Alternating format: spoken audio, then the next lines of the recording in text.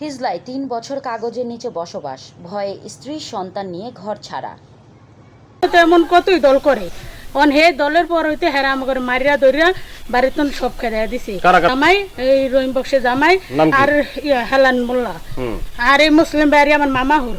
এই মুসলিম বাড়িরা ভাই পুতরা 3 জনে বাড়িতে সব খেদাইয়া খুদা দিয়া আর হের বই নই পাগল আমার শাশুড়ি 3 বছর মিডির বোর্ডের কালে হয় এই যে অগডরে আমরা সব বাইতন গেছি আমাকে জায়গা জমি আমাকে যা আছে সব আমরা চাই। হিজলা উপজেলায় প্রভাবশালীদের ক্ষমতার দাপটে ও ইউনিয়ন পরিষদ নির্বাচনে ইউপি সদস্যকে ভোট না দেয়ায় 3 বছর ধরে বাড়ি ছাড়া প্রতিবন্ধী অসহায় একটি পরিবার।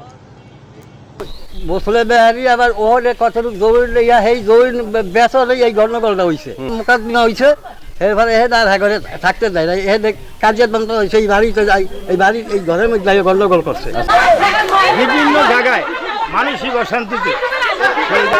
ঘটনাটি ঘটেছে মেনোনিয়া ইউনিয়নের 9 নং ওয়ার্ডের দুর্গাপুর নামক গ্রামে।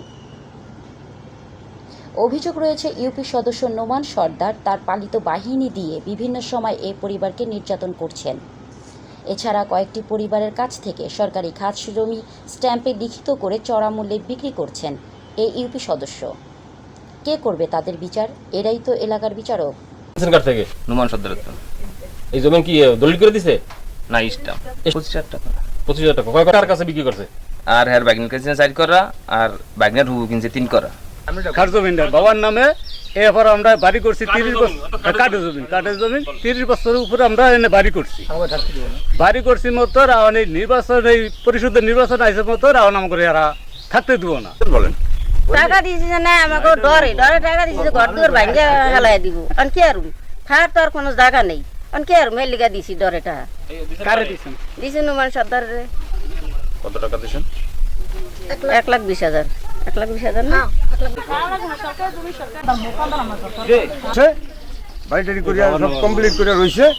আর নোমান সর্দার আবার ইউপি নির্বাচন করছে ইউনিয়ন পরিষদের নির্বাচন করছে মেম্বার হয়েছে খুব জোর জবর করে হয়েছে। অনেক মানুষের কোবায় টোবায় মারিয়া দরিয়া মনে করেন অনেক মানুষের ভয়ভীতি দেখে এটাকে হ্যাঁ বাড়ির 10-15-20টা পোলাপান আছে। কি ঘটনা ঘটছে দোকানে বলেন তো। আমার দোকান থেকে ওই চাবি নিয়ে বিছে তারা ওই 2টা সেন্ট পেয়েছে পুরান।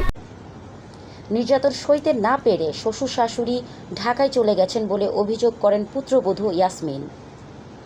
বর্তমানে শাশুড়ি নিখোঁজ রয়েছে বলে ও পরিবারের অভিযোগ।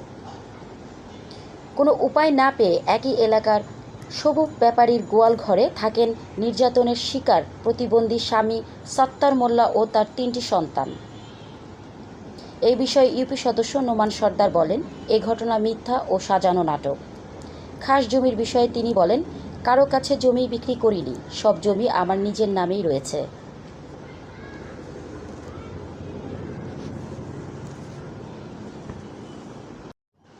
ফৌজিয়া সাথী, ক্রাইম জনতা, ডেস্ক রিপোর্ট।